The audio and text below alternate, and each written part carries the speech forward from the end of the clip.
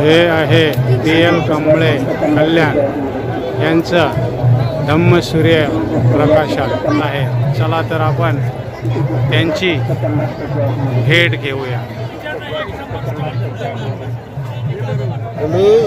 हे तर घ्या पण ते 7 खंड पहिले तुला कसं सांगू सप्रेम जय भीम सर. जय भीम सर, जय भीम. आपण आपल्या प्रकाशनामार्फत जो धम्माचा प्रचार आणि प्रसार करण्यासाठी धम्मपद आणि अठ्ठगाथा यांचं प्रकाशन करून आणि त्यांचं प्रकाशित पुस्तक करून आपण आपला स्टॉल प्रत्येक ठिकाणी लावता आणि लोकांना धम्मपद आणि अठ्ठगाथा वाचनास प्रवृत्त करता.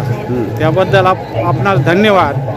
सर, मला एक असं विचारायचं आहे की आपलं पूर्ण नाव, राहण्याचं ठिकाण आणि आपल्याला मिळालेली प्रेरणा याबद्दल थोडंसं सांगितलं तर बरं होईल. हां सर, माझं नाव DL कांबळे आहे. मी धम्मपद 7 खंडामध्ये लिहिलं आहे. जातक कथा 11 खंडामध्ये लिहिलं आहे.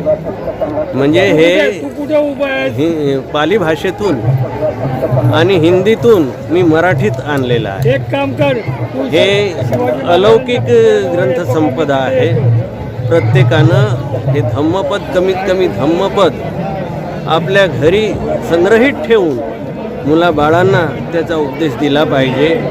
कारण आज धम्मपदाची फार गरज आहे.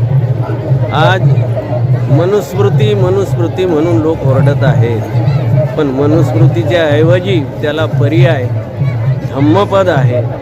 बुद्धाच्या धम्मानं नीती शिकवलेली आहे. धम्म म्हणजे नीती, नीती म्हणजे धम्म.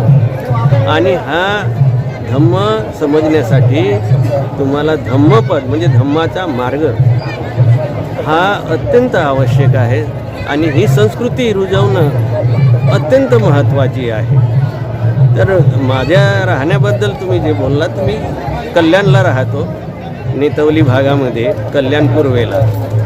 आणि तिथूनच मी ह्या धम्माचा प्रसार करत आहे. जवळजवळ 25 पुस्तकं माझी धम्मावरतीच आहेत. म्हणजे इतरही पुस्तकं आहेत.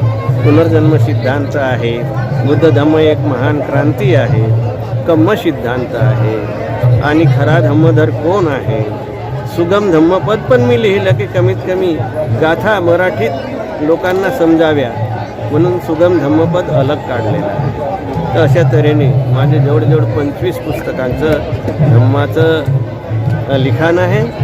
जय भीम. आभारी आहे. जय भीम.